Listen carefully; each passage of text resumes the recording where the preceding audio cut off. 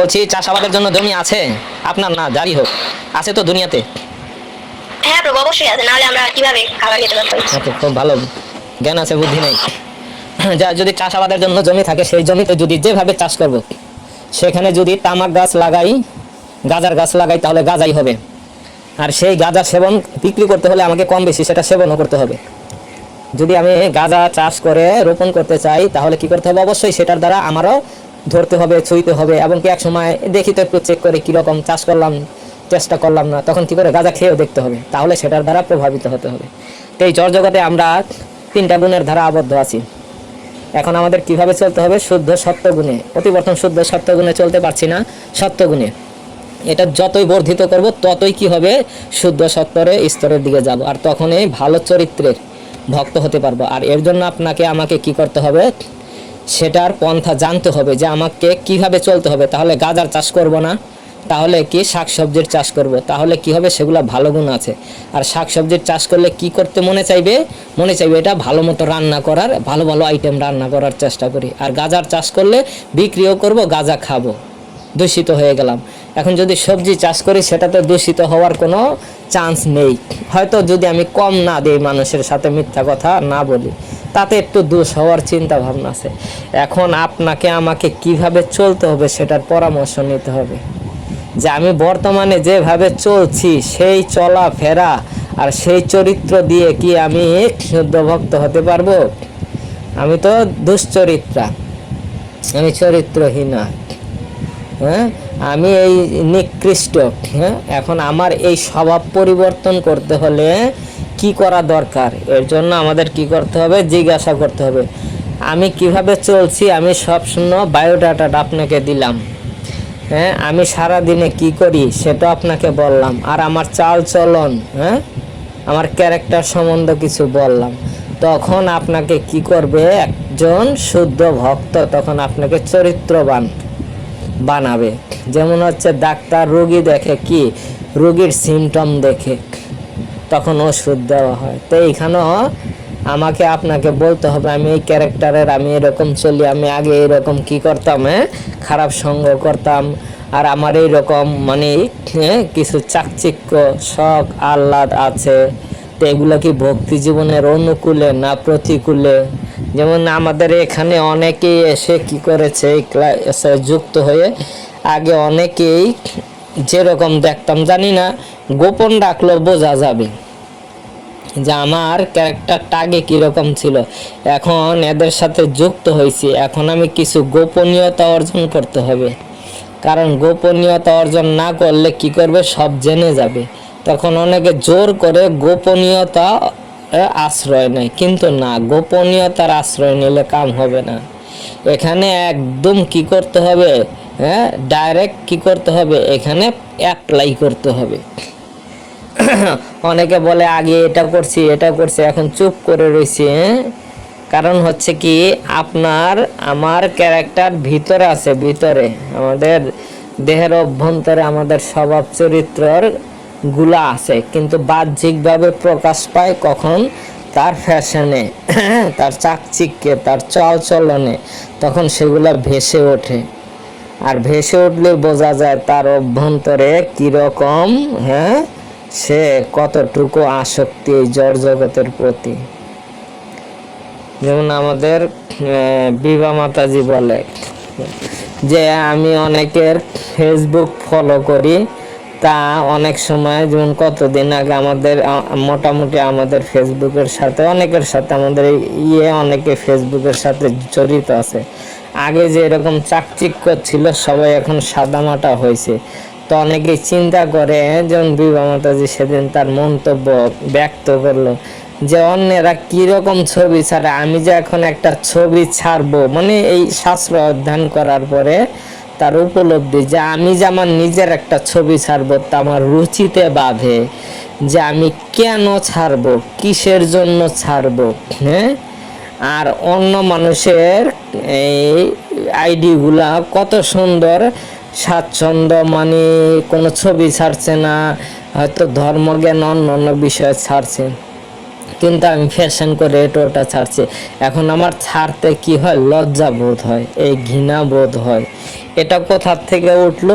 এই যে শাস্ত্র অধ্যয়নের মাধ্যমে নিজে অ্যাপ্লাই করেছে, এখন উপর দিয়ে বুঝতে পারে যে আমার কি করা উচিত কি করা উচিত না। এই যে নিজে নিজে পরিবর্তন করা ক্যারেক্টারে।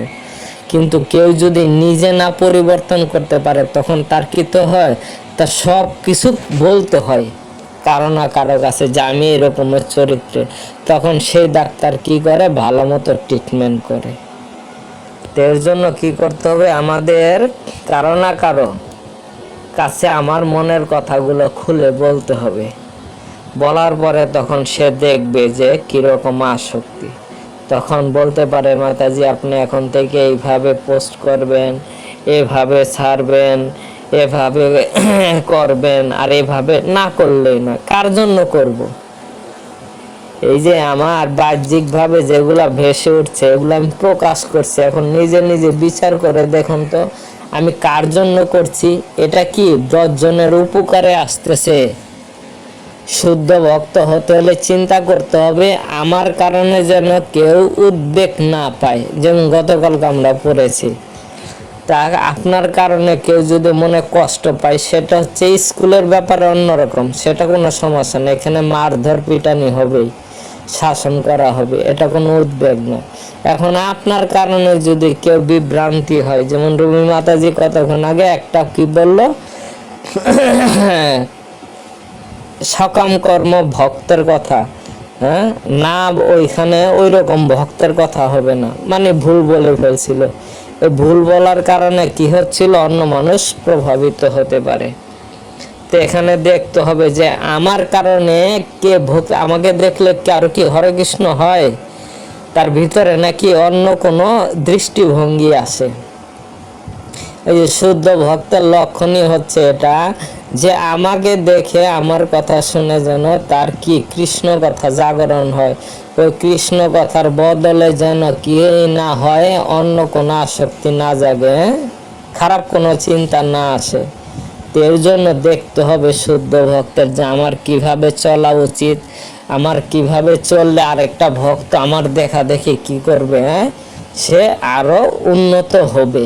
কিন্তু আমাকে দেখে ও মা, যেরকম চাকচিক্য আর যেরকম রং মাখা, এই দেখে দেখি কি বাবার বাবা মাথা কি হয়ে যাচ্ছে, খারাপ হয়ে যাচ্ছে, অন্যেরও উদ্বেগের কারণ হয়ে দাঁড়াচ্ছি। অন্যকে কি করতেছি, এই খারাপ পথে আনার জন্য আমি সহায়তা করতেছি। যেমন বিদেশি ভক্তরা হাই ফাই ফ্যাশন করে, মানে তারা বোঝে, ভক্তি জীবন বোঝে, তাদের কালচারটাই হয়েছে এইরকম। তারপরও তারা কি করে, তাদের আগের স্বভাবটা ছাড়তে পারে না। কিন্তু তার জায়গা সে কিন্তু আছে ঠিক, কিন্তু সে বুঝতে পারতেছে না আমার এই একটা আচার আচরণের কারণে, আমার একটা ছবির কারণে, আমার একটা চালচলনের কারণে অন্য ভক্তর কি ক্ষতিও হতে পারে। বোঝে সবাই, কিন্তু কতটুকু কন্ট্রোলে আনতে পারে সেটা হচ্ছে চিন্তার বিষয়। কিন্তু কন্ট্রোলে আনা করা উপর দিয়ে নয়, জোর দিয়ে নয়। ওই যে বলছে না, উত্তম কনিষ্ঠ মধ্যম ভক্ত, এই শরীরের মধ্যে সিমটম দেখা যাবে, শরীরের ভিতরে অটোমেটিক এই ভাবটা চলে আসবে। আমরা কি করছি, টেনে আনার চেষ্টা করছি, না একটু ভদ্র থাকি, ও কত সুন্দর, যেমন ভাজা মাছটা উল্টে খেতে পারেন এরকম একটা অবস্থা হয়ে গেছে। ও মা কতক্ষণ পরে, অনুষ্ঠান তো ঠিক আছে, কতক্ষণ পরে আর থাকতে পারে না, দেখে সবাই নাচানাচি করছে, আমি একটু নেচে দিই, মানে দেখিয়ে দিলাম আমি কতটুকু সংযত আছি। দেখুন আমাদের গুরু মহারাজ, অন্যান্য মহারাজরা কত সারাদিনও দেখবেন, সারাদিন তার যেই রকম চালচলন ভঙ্গি সেই রকম। রাধানাথ স্বামী মহারাজ তখন সবসময় ধীর গতিতে চলছে, সে তার আত্মার মনের গতিতে চলছে ধীরে ধীরে।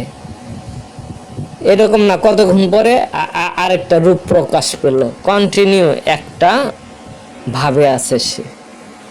তা আমাদের নানান রকমের ভাব, এই এখন উগ্র, এই এখন কি শান্ত, এই এখন লাফালাফি। এর জন্য অনুরোধ সব নিজের কাছে, কারণ আপনি দেখবেন আমার কারণে যেন আরেকজনের ভক্তি হয়, দেখলেই যেন হরে কৃষ্ণ দেখে হরে কৃষ্ণ বলে, কিন্তু ভিতরে কি বলে কৃষ্ণ জানে। জিজ্ঞাসা করে দেখবেন যে আমাকে হরে কৃষ্ণ বললেন ঠিক আছে, কিন্তু ভিতরে কি অন্য কোনো, না হলে মাতাজিদের বলবেন যে মাতাজি আমাকে দেখে কিরকম মনে হচ্ছে, হ্যাঁ আসলে কি ভক্তি জাগছে নাকি অন্য কিছু, সত্যি করে বলবে। আর যদি কেউ না বলে অন্তপক্ষে আমার কাছে জিজ্ঞাসা করতে পারেন, আমি বলে দিব। অন্য হয়তো কি করবে, আপনাকে সংশোধন করার জন্য কিছু বলবে না, বা নিজের ভক্তি জীবন বাঁচানোর জন্য। আমি মানে টিচার হিসাবে আমি সেটা ফাঁস করে বলে দিব। এতে এতে আমার ক্ষতি হবে না আশা করি। আমি চাই আপনার সংযত হলে আমাদের নেক্সট জেনারেশন সংযত হবে, সবাইকে বলছি। কারণ আমাদের ভবিষ্যৎ জেনারেশন যেন উগ্র না হয়। স্বভাবত এখন অনেকটাই উচ্ছৃঙ্খল জীবনযাপন চলছে আর কি। রূপময় প্রভু হাত তুলেছেন, শুদ্ধ ভক্ত হইতে হইলে এরকমই কিছু দরকার। হ্যাঁ বলেন। এনে যেটা কথা বলছি যে আমি যেন কাউকে উদ্বেগ না দিই এবং কারো দ্বারা উদ্বেগ প্রাপ্ত না হই, কিন্তু চেষ্টা করি কাউকে উদ্বেগ না দিতে, কিন্তু প্রায় সময় উদ্বেগ প্রাপ্ত হই। এটার কারণটা কি? এখন হচ্ছে চাই না কাউকে জেচে ক্ষতি করতে বা কাউকে কষ্ট দিতে, কারো একটা কথা বলতে, কিন্তু তারা আমাকে বলছে প্রতিনিয়ত। এত সহ্য করার পরেও মানে আর সহ্যের সীমানা চলে যায়, তখন মাঝে মাঝে বলেই ফেলি। এটার কারণটা কি? এখন হচ্ছে কি, এই যে বলার যে ভঙ্গিটা, এই বলার ভঙ্গিটা যেভাবে বলছেন, এটা বলার ভঙ্গিটা পরিবর্তন আনতে হবে। যে আমাকে আপনি কন্টিনিউ একই জিনিস বলতেছেন, আসল কথা কি আপনি সুন্দরভাবে স্বতঃস্ফূর্তভাবে বলেন। আপনি পূর্বকৃত দোষ চেপে রাখে কন্টিনিউ বলে যাচ্ছেন নাকি কারেন্ট, হ্যাঁ আমাকে খুলে বলেন। কারণ যেহেতু কন্টিনিউ বলতেছেন, আমার কোথায় দোষ ভাবে একটু বিচার করে দেখবেন শাস্ত্রের কোনো কিছু দিয়ে, যে আমারটাই রং হচ্ছে নাকি আপনি আমাকে কন্টিনিউ বলে যাচ্ছেন সেটা রাইট হচ্ছে। আবার আমার দোষটাই কোথায়, শাস্ত্রের কোথাও একটা রেফারেন্স দিয়ে আমাকে একটু বলুন। আমি চাই সংশোধন হতে, আমি চাই না আপনি আমার দ্বারা উদ্বেগ প্রাপ্ত হন। খোলামেলা আলোচনা করা উচিত। প্রভু, আরেকটা বিষয়, কারণ আমি একটা জিনিস লক্ষ্য করছি, ভক্তদের সঙ্গে থাকলে অনেক সময় যারা উদ্বেগ প্রদান করে, বিশেষ করে কোনো কারণে কোনো বিষয়ের মাধ্যমে বা কোনো কিছুর মাধ্যমে, তখন একটা যে আপনি বললেন না যে ভেতর থেকে রাগ আসে, পরক্ষণে আবার ওই বুদ্ধিটাও আসে যে এটা আমার কর্মফল বা আমার ব্যক্তিগত আচরণের মাধ্যমে সে ব্যথা পেয়েছে, ওই জন্য সে আমার সাথে এরকম করছে, বা আমার ওই ধরনের শুদ্ধতা অর্জন করা হয় নাই। কিন্তু রাগ আসে, ইমিডিয়েট রাগ আসে যে আমার সাথে কেন এটা করবে।